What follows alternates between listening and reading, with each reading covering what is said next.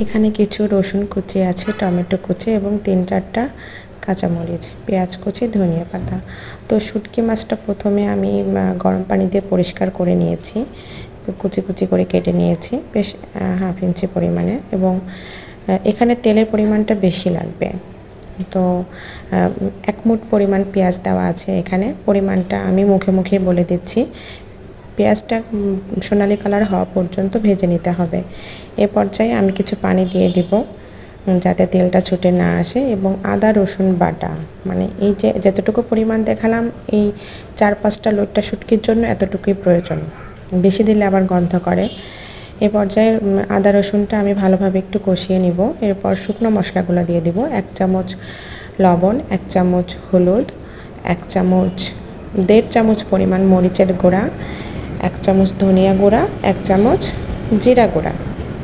এই সমস্ত মশলাটা দিয়ে ভালোভাবে একটু কষিয়ে নিতে হবে পানি দিয়ে, যাতে মশলাটা ভালোভাবে কষে আসে, যেন কোনো গন্ধ না করে, কারণ এখানে আদা রসুন দেওয়া আছে।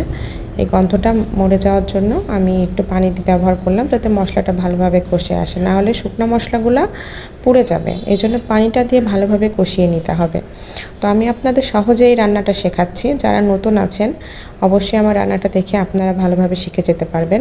এই যে 3টা কাঁচামরিচ আমি মাঝখান থেকে ভেঙে দিচ্ছি। আমি কাঁচামরিচটা মানে চিড়ে দিব না, এরকম ভেঙে দিব।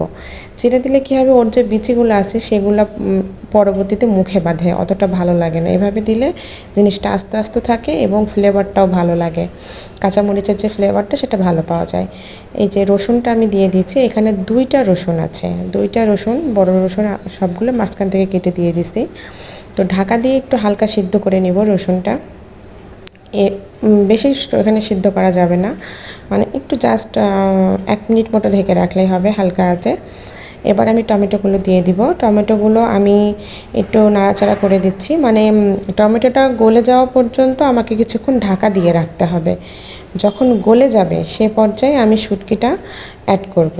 শুটকিটা অ্যাড করেও আমি পানি দিয়ে কিছুক্ষণ ওটাকে সিদ্ধ করে নিতে হবে, যাতে গলে যায়, কারণ এটা আমি ভুনা করব, কোনো ঝোল থাকবে না বা কোনো পানি থাকবে না।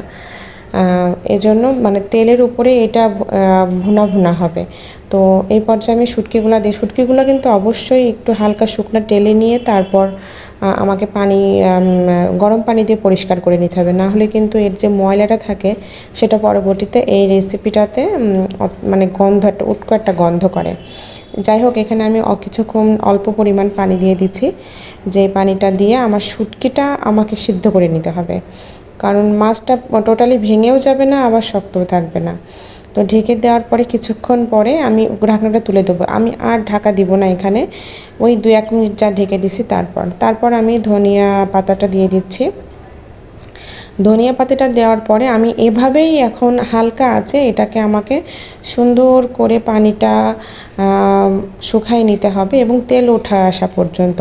শুধুমাত্র তেল উঠে আসলেই হবে না, এবং যে তেল উঠে এসেছে এই তেলের উপরেই আমাকে জিনিসটা হালকা মানে আঁচে ভুনা করতে হবে।